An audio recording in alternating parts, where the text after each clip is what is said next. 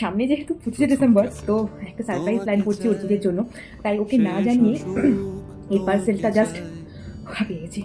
আনতে গিয়েছিলাম, জাস্ট এই মাত্র দিয়ে গেল।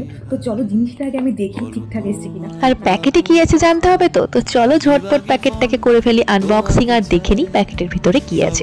আর একটা কথা কি জানো তো, জীবনে কিছু কিছু মোমেন্ট থাকে, কিছু কিছু দিন থাকে যেগুলো ধরে রাখার খুব প্রয়োজন।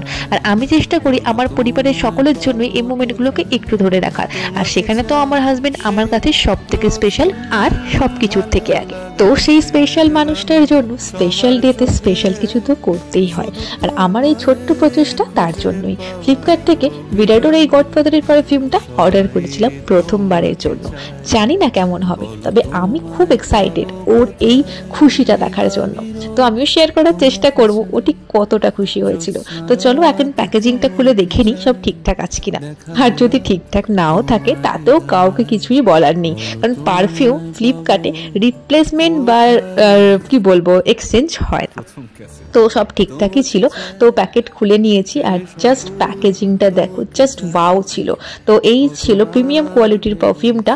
এটা কেনার জন্য আমি না অনেক ইউটিউব সার্চ করে তারপর এটা কিনেছি। তো চলো এটা এখন করে নেব প্যাকেজিং। তো প্যাকেজিং আমার ডান।